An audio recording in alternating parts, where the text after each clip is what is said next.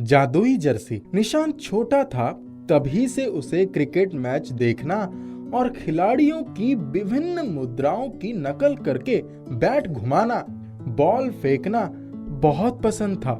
जब कभी कॉलेज में ये प्रश्न आता कि तुम बड़े होकर क्या बनोगे, हमेशा उसका एक ही जवाब आता, क्रिकेट प्लेयर बनूंगा। उसके पिता समझाते, अरे ये तो तुम्हारा शौक है, बड़े होकर इंजीनियर, डॉक्टर या साइंटिस्ट क्या बनोगे? निशांत कहता, क्रिकेट प्लेयर ही बनूंगा। जब वो 11वीं कक्षा में पहुंचा तो क्रिकेट की कोचिंग भी ज्वाइन कर लिया। उसका शौक दिन ब दिन जुनून बनता जा रहा था। एक बार निशांत की कोचिंग की तरफ से उसके माता पिता को मैच देखने के लिए बुलावा आया। दोनों मैच देखने गए। उसकी टीम जीत गई। वो बहुत खुश था। घर आने पर उसके पापा ने कहा, निशांत, तुम हमेशा पीछे क्यों रहते हो? नहीं पापा, मैं तो पीछे नहीं रहता। पापा ने कहा, अरे तुम तुरंत नहीं दौड़ते, जितनी एनर्जी होनी चाहिए उतनी नहीं है। निशांत पापा की ऐसी बातों को नजरअंदाज कर देता।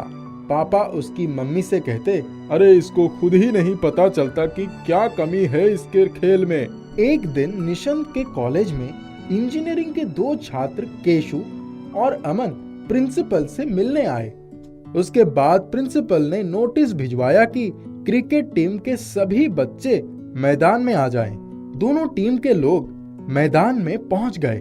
केशु ने सभी को एक जर्सी दिखाई और बताया कि इस जर्सी को पहनकर आप जब भी खेलोगे, आपको खुद ब खुद मालूम हो जाएगा कि कहाँ कमी है। ये सब पता चलते ही आपका कोच आपको उसी की प्रैक्टिस कराएगा जिसकी आप में कमी हो।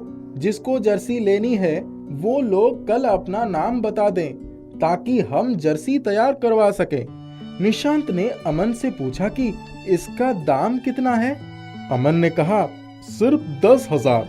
निशांत जब घर आया तो बोला, पापा मुझे जर्सी खरीदनी है। कैसी जर्सी? वो बोला, आज कॉलेज में 2 इंजीनियर्स आए थे। उन्होंने एक जर्सी बनाई है जिसको पहनकर खेलने से मुझे पता चल जाएगा कि मैं खेल में अपनी कमियां कैसे दूर कर सकता हूँ। अच्छा, जर्सी के बारे में कोई नोटिस है तुम्हारे पास? उसने प्रिंसिपल का साइन किया हुआ एक नोटिस निकालकर दे दिया। निशांत के पापा ने ध्यान से नोटिस को देखा, फिर बोले, ठीक है, जब प्रिंसिपल का साइन किया हुआ है तो ठीक ही होगा, नाम दे दो। निशांत बहुत खुश हुआ। दूसरे दिन कॉलेज जाकर उसने जर्सी के लिए अपना नाम स्पोर्ट्स सर के पास लिखवा दिया। एक हफ्ते में जर्सी आ गई। निशांत और पूरी टीम के बच्चे जर्सी पहनकर क्रिकेट खेलते और देखते ही देखते स्पोर्ट्स टीचर को साफ समझ में आने लगा कि बच्चे कहाँ ठीक से खेल रहे हैं और कहाँ नहीं, उनके अंदर क्या कमी है। जर्सी जादुई थी। इस बात का एहसास तो उन्हें तभी हो गया था जब बच्चों की परफॉर्मेंस में अत्यधिक बदलाव दिखा। सर को काफी राहत हो गई। बच्चे जादुई जर्सी पहनकर प्रैक्टिस करते और देखते ही देखते 6 महीने के भीतर सभी बच्चे क्रिकेट खेलने में पूरे एक्सपर्ट हो गए। निशांत जब घर आता तो बहुत खुश होकर माँ से बताता कि माँ, आज दूसरे कॉलेज में मैच था, हमारी टीम जीत गई। कभी कभी उनको दूसरे शहर में खेलने जाना पड़ता। हर जगह से उनका स्कूल जीत कर ही आता। जब उसका 12वीं का परीक्षा फल आया तो वो काफी अच्छे नंबरों से पास हुआ। उसने भी काम में एडमिशन ले लिया। कॉलेज में एक हफ्ते बाद ही मैच था। उसने भी अपना नाम दे दिया था। निशांत ने जादुई जर्सी नीचे पहनकर उसके ऊपर कॉलेज की शर्ट पहनी। जर्सी ने क्रिकेट खेलने में उसका आत्मविश्वास बढ़ा दिया था। उसने उसी दिन 3 छक्के लगाए। पूरे कॉलेज में उसकी चर्चा होने लगी। कुछ ही दिनों में निशांत को अपनी टीम का कैप्टन चुन लिया गया। निशांत सोचता, अगर उसको ये जादुई जर्सी ना मिलती तो क्या वो कभी भी इतना अच्छा खेल पाता? अब तो वो स्टेट लेवल का क्रिकेट मैच खेलने लगा था। एक बार जब वो बीकॉम के फाइनल ईयर में था, तब कॉलेज की तरफ से उसे मैच खेलने दिल्ली जाना था। ये मैच अत्यंत महत्वपूर्ण था। मैच शुरू हुआ, निशंत ने 4 छक्के लगाए और 3 विकेट लिए, लेकिन आखिरी बॉल कैच करते समय उसने बॉल तो कैच कर ली, पर उसका पैर फिसल गया और उसको पैर में काफी चोट आ गई। टीम तो जीत गई। निशांत को मैन ऑफ द मैच का खिताब भी मिल गया, लेकिन दर्द के मारे उससे रहा नहीं जा रहा था।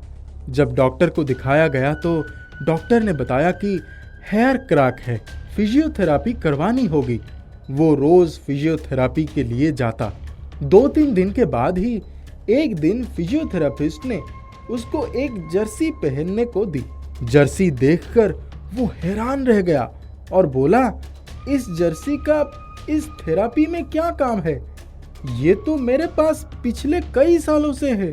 तब उसने बताया, जैसे इस जर्सी को पहनकर आपको ये पता चलता है कि खेल में क्या क्या सुधार करना है, वैसे ही मुझे भी पता चलता है कि आपके पैर में किस जगह ज्यादा दबाव की आवश्यकता है और कहाँ कम है। निशांत का मुंह खुला का खुला रह गया। वो सोचने लगा, इस जादुई जर्सी ने तो यहाँ भी उसका साथ नहीं छोड़ा। वो आश्वस्त हो गया था कि अब तो वो ठीक ही हो जाएगा। 1 महीने में ही वो बिल्कुल ठीक हो गया। 1 साल के बाद वो क्रिकेट प्लेयर बनकर लाखों रुपए कमाने लगा। जादुई जर्सी ने उसे बहुत कुछ दे दिया था। जादुई संदूक। मोनू और उसकी माँ अपने घर में बैठे हुए थे। दोनों बेसब्री से मामा जी के आने का इंतजार कर रहे थे। तभी दरवाजे पर एक दस्तक होती है। मोनू, देखो कौन आया है, कहीं तुम्हारे मामा जी ही तो नहीं? मोनू ने दरवाजा खोला। दरवाजे पर मामा जी ही थे। अरे मामा जी! और मोनू दौड़कर मामा जी से लिपट गया। मेरा प्यारा बेटा। मोनू, देख मैं तेरे लिए क्या लाया हूँ। मोनू नाना नानी और मामा जी का बहुत लाडला था। मामा जी बहुत सारे खिलौने और मिठाई लेकर आए थे मोनू के लिए। मोनू, कैसे लगे खिलौने? बहुत अच्छे हैं, पर इस बार मैं खिलौने से नहीं मानूंगा। फिर और क्या चाहिए तुम्हें? मुझे आपके साथ नानी के घर जाना है। आप मुझे पिछली बार भी नहीं ले गए थे। अभी मेरी स्कूल की भी छुट्टी है, तो मैं आपके साथ चलूंगा। मोनू, मैं तुमको लेने ही आया हूँ। चलो तैयारी कर लो, हम परसों चलेंगे। मोनू ने जल्दी से तैयारी शुरू कर दी और बड़ा सा संदूक तैयार कर लिया। अरे मोनू, इतना बड़ा संदूक, क्या क्या रख लिया इसमें? बहुत सारे खिलौने, कपड़े और नानी के लिए भगवान की किताबें। अच्छा, और मेरे लिए कुछ नहीं रखा? रखा है ना, खिलौने, वही तो खेलोगे आप मेरे साथ। मोनू की बातें सुनकर सब जोर से हंसने लगे। सुबह मोनू को निकलना था, तो वो जल्दी से सो गया। सुबह मामा जी मोनू को लेकर स्टेशन आ गए और ट्रेन का इंतजार करने लगे। थोड़ी देर बाद ट्रेन आ गई और दोनों नानी के घर शाम को पहुंच गए। नानी, आ गया मेरा प्यारा बेटा। हाँ नानी, और मैं आपके लिए कुछ लाया भी हूँ, अभी दिखाता हूँ। अच्छा दिखा, तो क्या लाया है मेरा बेटा मेरे लिए? पर जैसे ही मोनू ने संदूक खोला तो उसमें सोना, चांदी, हीरे, मोती ये सब था। कपड़े, खिलौने, किताब सब गायब थे। नाना नानी और मामा जी देखकर चकित रह गए। अरे मोनू, ये सब क्या है? मुझे नहीं पता मामा जी, मैंने तो आपके सामने ही संदूक में सामान रखा था, तब तो ये सब नहीं था। पता नहीं ये सब कचरा कहाँ से आ गया। बेटा, ये कचरा नहीं है, ये बहुत कीमती सामान है। पर किसका है? मामा जी, लगता है किसी ने हमारी संदूक बदल दी। मुझे मेरे खिलौने वापस चाहिए, आप ढूंढ कर लाओ। और रोने लगा। मामा जी ने बहुत पता लगाने की कोशिश की, पर कुछ पता नहीं लगा। मामा जी घर वापस आ गए तो देखा कि मोनू खिलौने से खेल रहा है। अरे मोनू, ये खिलौने कहाँ से आए? ये तो संदूक में थे नहीं। मामा जी, ये उसी संदूक से निकले। बेटा, कुछ समझ नहीं आ रहा। संदूक में से सामान निकलता ही जा रहा है। किसी को बता भी नहीं सकते, नहीं तो सबको लगेगा कि हमने चोरी की है। हाँ माँ, अभी देखते हैं कि क्या करना है। कुछ दिनों बाद मामा जी मोनू को छोड़ने गए और उसकी संदूक तैयार कर दी। उसमें कपड़े, खिलौने सब भर दिए और मोनू के घर पहुंचे और संदूक वाली बात मोनू की माँ और पिताजी को बताई। दोनों सुनकर चकित रह गए। सबने आश्चर्य से संदूक की तरफ देखा। सब संदूक के पास गए और जैसे ही खोला, देखते ही रह गए। फिर से वही सोना, चांदी, हीरे, मोती। अरे मामा जी, फिर से संदूक बदल गया। अरे मोनू बेटा, ये क्या हो रहा है? मुझे नहीं पता। रात को सब खाना खाकर सो जाते हैं, लेकिन मामा जी को सोच सोच कर नींद नहीं आती कि ये संदूक का राज क्या है। अचानक एक तेज रोशनी दिखाई देती है और आवाज आती है, तुम्हारे पिताजी मेरे बहुत बड़े भक्त हैं और बहुत दिनों से मेरा मंदिर बनवाने का सोच रहे हैं, पर पैसों के कारण नहीं बनवा पा रहे हैं। ये पैसा मंदिर के लिए लगाना और मंदिर में रोज गरीबों को खाना खिलाना और दान देना। और रोशनी गायब हो गई। सुबह मामा जी ने सबको ये बात बताई तो मोनू की माँ ने संदूक मामा जी को दे दिया और मामा जी अपने घर गए और बहुत बड़ा मंदिर बनवाया, जिसमें रोज गरीबों को खाना खिलाया जाता, दान दिया जाता था और संदूक कभी खाली नहीं हुआ।